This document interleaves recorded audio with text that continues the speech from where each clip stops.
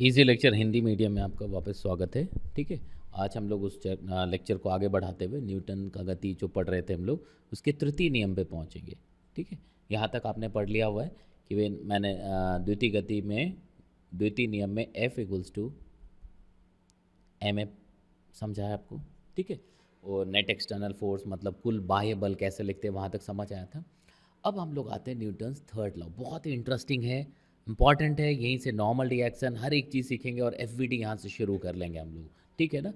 तो प्रत्येक क्रिया की सदैव समान एवं विपरीत प्रतिक्रिया होती है, प्रत्येक क्रिया की सदैव। तो क्रिया और प्रतिक्रिया में भी एक डाउट, एक भ्रम पैदा हो सकता है ना। क्रिया एवं प्रतिक्रिया ये कुछ भी नहीं है, दोनों ही बल है। इसका मतलब आप बिल्कुल अलग मत समझिएगा, दोनों ही क्या है, बल है। अभी मैं जैसे जैसे लेक्चर आगे बढ़ेगा आपको समझ आता जाएगा। इन दोनों को अलग समझने की बिल्कुल भी ज़रूरत नहीं है, क्या है, बल है। बट हाँ, एक सिचुएशन, एक अलग सा एक सिचुएशन था जिसमें दो अलग अलग बलों को ऐसा दिखाने के लिए। तो सबसे पहली बात थोड़ी सी उस पर चलते हैं कि भाई जब भी आप किसी फोर्स की बात करते हैं, जब भी आप बल की बात करते हैं, वो कहीं ना कहीं से आ रहा होता है।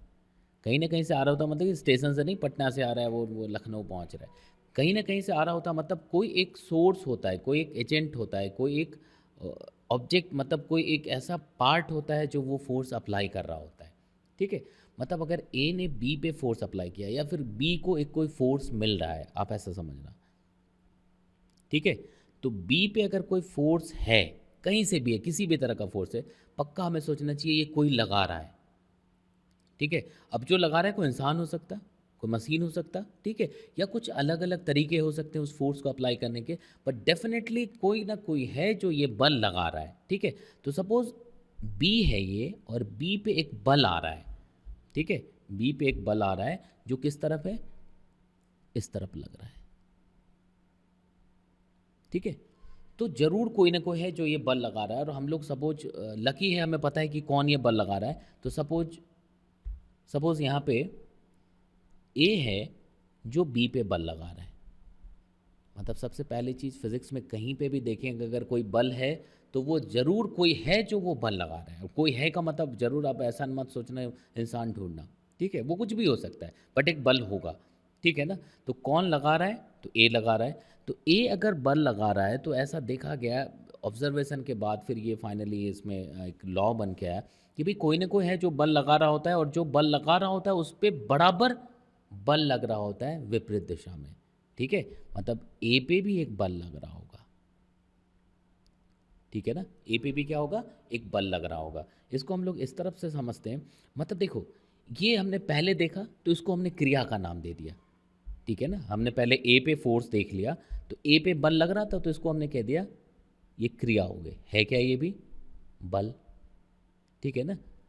अब क्या हो गया, कौन लगा रहा है, तो ए लगा रहा है। तो ए लगा रहा है तो इसका क्या होगा, एक विपरीत प्रतिक्रिया होगा, किस पे होगा, ए पे होगा।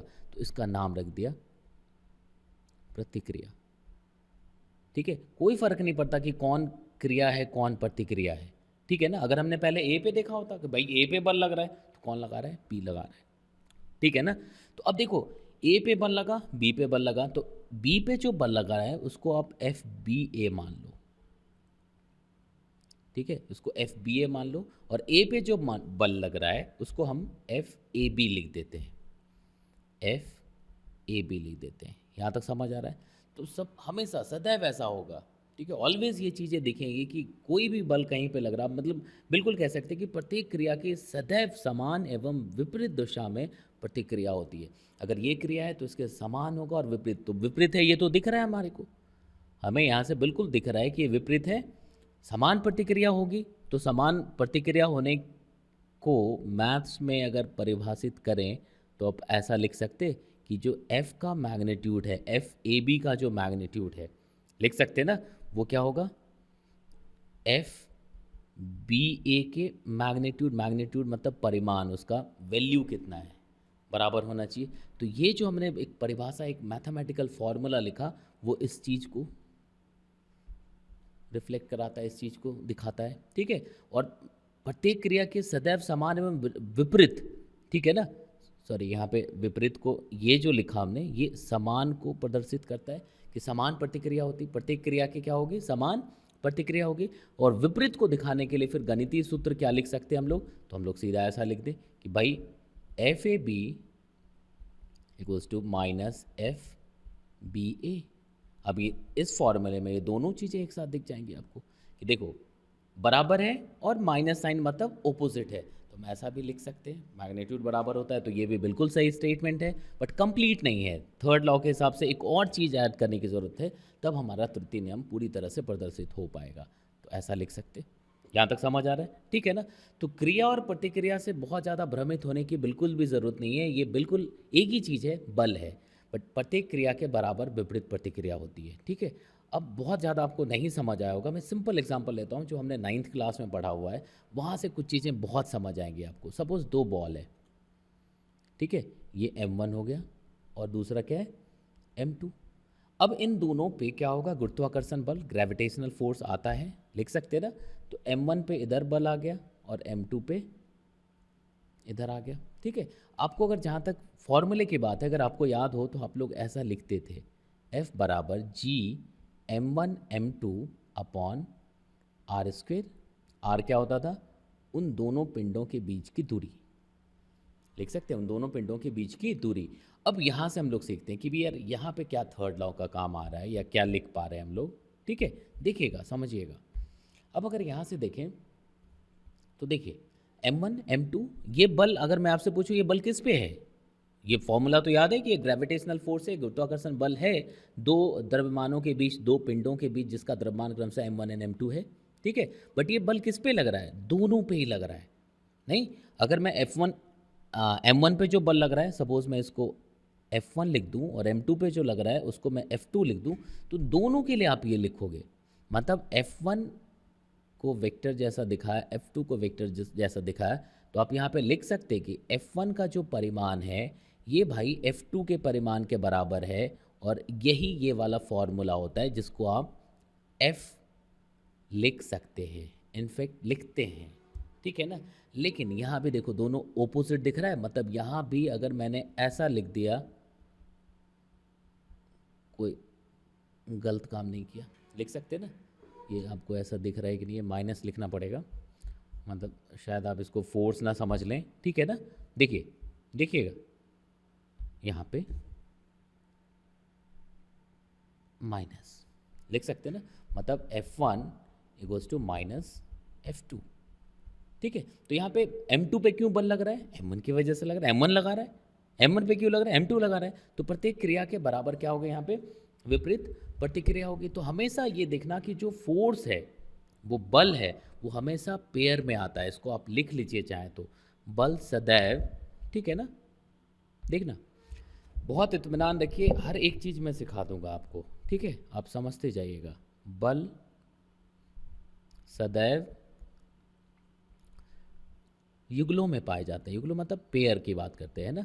पेयर मत देखा, कभी भी फोर्स आएगा तो कोई ना कोई है जो लगा रहा है, उस पर विपरीत बल आएगा, ठीक है। तो ये हमेशा क्या होगा, युगलों में पाए जाते हैं, ठीक है। यहाँ तक समझ आ रहा है। अब इसमें एक चीज़ का ख्याल रखना है कि जब भी आप क्रिया प्रतिक्रिया, जैसा मैंने बताया कि ये कुछ नहीं यार, ये बल है, लेकिन जब कभी एक पेयर की बात करेंगे, ठीक है ना, अगर हम लोग एक युगल की बात करें, एक पेयर की बात करें, ठीक है, हम लोग एक पेयर की बात कर रहे हैं, तो एक पेयर में क्या होगा, एक क्रिया होगा और दूसरा क्या होगा, प्रतिक्रिया होगा। वो अलग अलग दिखाने के लिए ऐसा लिखते हैं।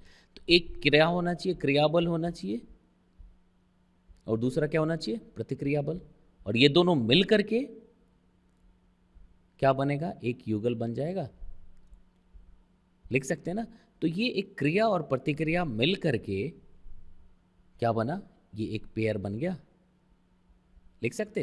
तो ये हमेशा ध्यान रखना, ये जो क्रिया और प्रतिक्रिया है, ठीक है ना, ये हमेशा क्या होता है, अलग अलग वस्तुओं पे, अलग अलग पिंडों पे आएगा, ठीक है। मतलब ए अगर बी पे बल लगा रहा है तो उसका प्रतिक्रिया किस पे आएगा, ए पे। ऐसा कभी भी नहीं करेंगे कि ए पे बल आए तो ए पे ही प्रतिक्रिया भी दिखा दो, ए पे क्रिया है तो ए पे प्रतिक्रिया भी हो गया, उसी पेयर।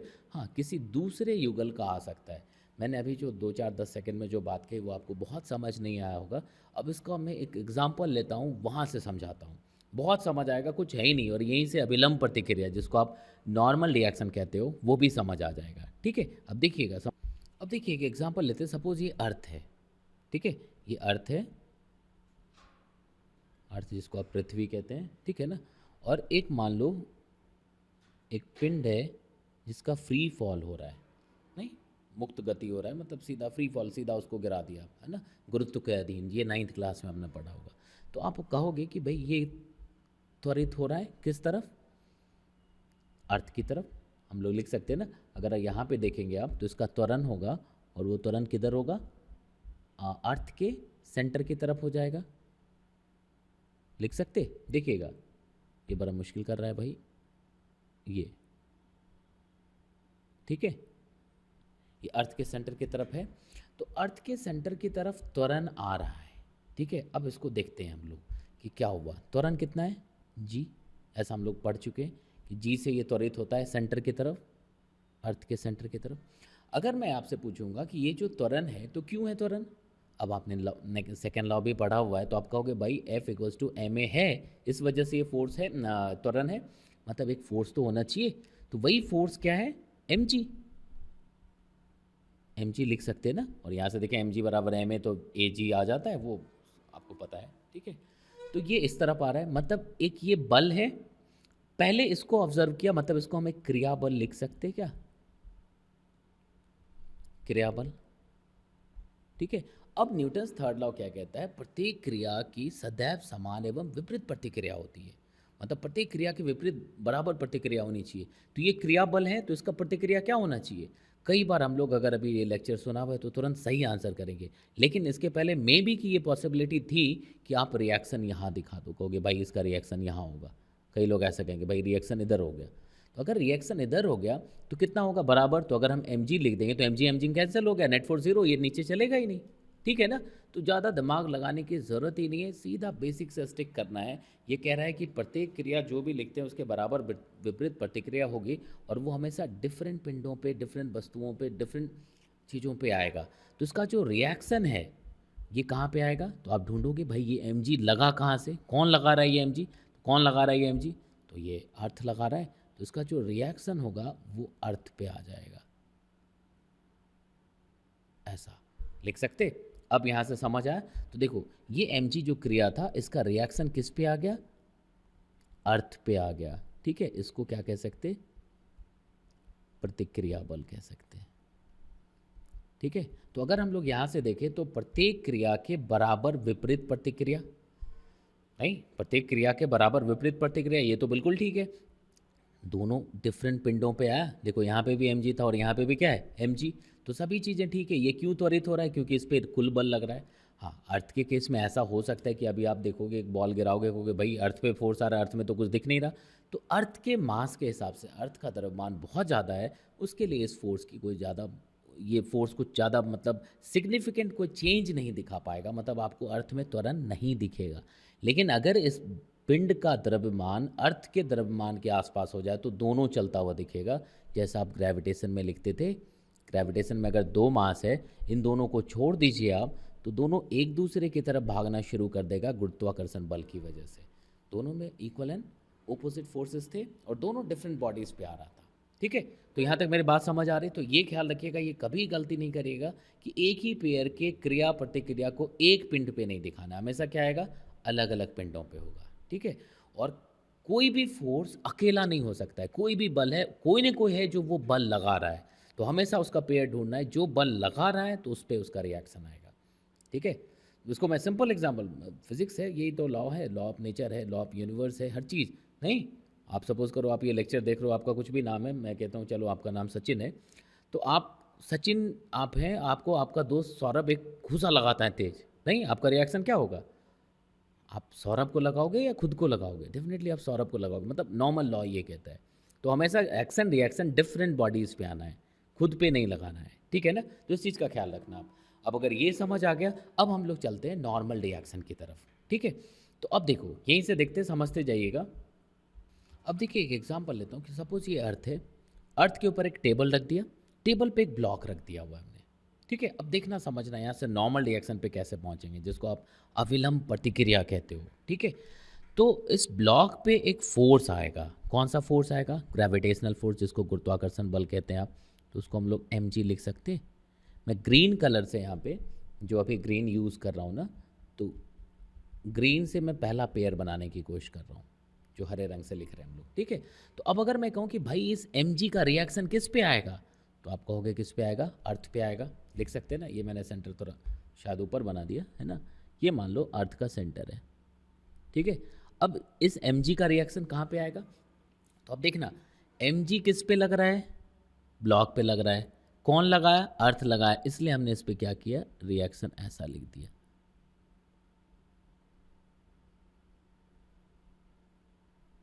mg लिख सकते, यहां तक समझ आ रहा है।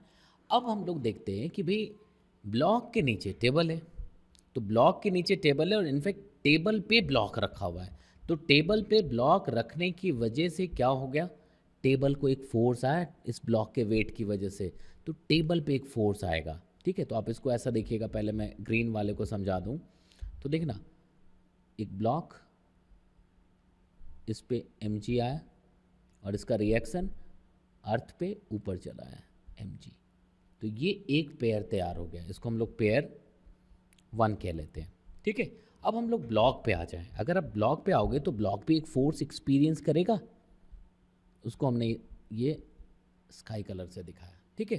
तो ये फोर्स मान लो F है, इस केस में ये mg आ जाए क्योंकि कोई एक्सेलरेशन नहीं, बट मैं F लिखा रहा हूँ, ठीक है। ये F आ गया, तो अब ये क्या करेगा, ये इस ब्लॉक को देगा फोर्स, क्योंकि इस टेबल को पता नहीं कि क्या हो रहा है, इसको सिर्फ ये पता है कि भाई ये ब्लॉक फोर्स अप्लाई कर रहा है मेरे पे, कितना, F।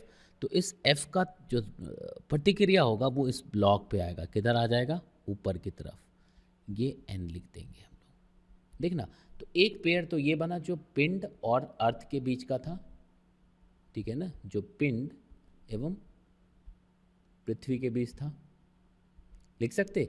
दूसरा ये बन गया जो पिंड एवं टेबल के बीच बना। तो देखो अगर हम लोग पिंड की बात करें तो पिंड पे किधर फोर्स है, ऊपर फोर्स है, लिख सकते। और टेबल पे किधर फोर्स है, नीचे फोर्स है, लिख सकते ना, यहां तक समझ आ रहा है। तो अब अगर यहां से देखोगे तो प्रत्येक क्रिया के बराबर विपरीत प्रतिक्रिया होती है, तो यहां पे हम लोग n को क्या लिख सकते, F। तो जितना बल ब्लॉक पिंड पे लगाएगा उतना ही बल पिंड ब्लॉक जो है, सॉरी, जितना बल ये पिंड टेबल पे लगाएगा उतना ही बल टेबल पिंड पे लगाएगा विपरीत दिशा में, लिख सकते। और ये बल बिल्कुल नहीं होता अगर ये दोनों कांटेक्ट में नहीं होते, मतलब एक प्रकार का ये संपर्क बल हो गया, ये एक प्रकार का क्या हो गया, संपर्क बल हो गया। अगर ये नहीं होता तो बिल्कुल भी नहीं लिख सकते थे, तो संपर्क बल हो गया, मतलब इसलिए इसको कहते हैं कांटेक्ट फोर्स। कांटेक्ट फोर्स मतलब ये जो फोर्स है ये एक स्पेशल टाइप का फोर्स है, क्योंकि अगर ये ब्लॉक इससे अलग होता तो ये बिल्कुल भी नहीं आता, जैसे इस केस में ऐसा n नहीं दिखा है। तो जो n है यहाँ पे n को हम लोग क्या पढ़ते हैं, अभिलंब प्रतिक्रिया, अभिलंब प्रतिक्रिया पढ़ते हैं, ठीक है, जिसको आप अंग्रेजी में नॉर्मल रिएक्शन पढ़ोगे। ज़्यादा टेंशन लेने की ज़रूरत नहीं है अंग्रेजी के लिए, बस देखते जाइएगा, आगे कॉलेज में ज़रूर काम आएगा। अभी आप अपनी तैयारी पे पूरा ध्यान दीजिए, ठीक है। ये क्या हो जाएगा, normal reaction, and normal reaction is a kind of contact force. ये एक प्रकार का संपर्क बल है, क्योंकि अगर संपर्क ना हो तो ये बल नहीं आएगा, ठीक है। अब एक बात आती है कि अभिलंब क्यों नाम देते हैं, तो अभिलंब इसलिए नाम दिया कि ये सरफेस के परपेंडिकुलर आएगा, मतलब जिस भी सतह के वो संपर्क में है उसके क्या होगा, ये परपेंडिकुलर आएगा। बात समझ आ रहा है। तो अभिलंब प्रतिक्रिया क्या हुआ, एक प्रकार का संपर्क बल हो गया। ये आप चाहें तो लिख दीजिए, लिख लीजिए आप, मुझे पता परेशान मुझे नहीं करेंगे, आप लिख लेंगे कि अभिलंब प्रतिक्रिया एक प्रकार का क्या है, संपर्क बल है, ठीक है ना, कॉन्टैक्ट फोर्स है, ठीक है। और अभिलंब लिखने का एक मकसद है, एक मतलब है, वो इसलिए लिखते हैं कि हमेशा क्या होता है, परपेंडिकुलर टू द सरफेस आता है, मतलब ये परपेंडिकुलर होता है, सतह के लंबवत होता है, लंबवत होता है। अगर इसमें एक एग्जांपल देखना चाहें कि भाई अगर मान लो इंक्लाइन प्लेन है, अगर ऐसा प्लेन होता, ठीक है, और यहाँ पर अगर एक पिंड रखा होता, मान लो यहाँ पे एक पिंड हमने ऐसा रख दिया होता, तो इस पर भी नॉर्मल रिएक्शन आता, ऐसा लिख सकते। तो ये जो नॉर्मल रिएक्शन होता है ये इसके सतह के लंबवत, लिख सकते, ठीक है ना। अब मान लो कि भाई पिंड इस सर्कुलर बॉडी पे यहाँ पे आता, मान लो यहाँ पे रखा होता, यहाँ ऐसा, ठीक है। तो नॉर्मल रिएक्शन क्या होगा, इस सतह के लंबवत, मतलब इसका लंबवत क्या हो जाएगा, रेडियली आउटवर्ड्स, मतलब ये त्रिज्या को बाहर की तरफ बढ़ा देंगे तो नॉर्मल एक्शन। तो अगर यहाँ पे n लिखे तो ऐसा होगा, यहाँ पे n लिखे तो ऐसा हो जाएगा, ठीक है। तो न्यूटन्स थर्ड लॉ कैसे लिखे, यहाँ तक समझ आ गया। अब कुछ एग्जांपल हम लोग लिखते चले जाते हैं, यहाँ तक समझ आ रहा है कि भाई अब देखो, जैसे हमने सेकंड क्वेश्चन, जो सेकंड लॉ आप जब पढ़ रहे थे तब मैंने एक जो क्वेश्चन बताया था, ऐसा लिखा था ना, तो इस पे बल लगा, तो ये ए जो है बी को धक्का दे रहा है, तो बी पे एक बल होगा, तो बी का इस बल का रिएक्शन ए पे होगा। तो ये चीज़ें अभी हम लोग एफबीडी में सीखेंगे, ठीक है। तुरंत अभी मैं एफबीडी बताऊंगा इसके बाद वाले लेक्चर में, ठीक है। तो यहाँ तक आपको समझ आ गया कि न्यूटन्स फर्स्ट लॉ क्या है, सेकेंड लॉ क्या है, थर्ड लॉ क्या है, ठीक है। पहले लेक्चर में फर्स्ट और सेकेंड लॉ था, अभी थर्ड लॉ बताया। नेक्स्ट लेक्चर में मैं एफबीडी बताता हूँ, जहाँ से वो न्यूमेरिकल करना शुरू कर लेंगे आप। वो 4-5 ब्लॉक हो, इंक्लाइन प्लेन हो, रस्सी लगाना हो, टेंशन लिखना हो, वो सब समझ आएगा। तो फिर से मैं वही बात कह रहा हूँ कि आप इसको देखते रहिएगा, समझते रहिएगा, ठीक है। समझ आता है तो शेयर ज़रूर करना, लाइक भी करना, क्योंकि आपको फ़ायदा हो रहा है, दोस्तों को भी फ़ायदा हो रहा है, हमें मोटिवेशन एक मिलता रहे, ठीक है। चलिए फिर।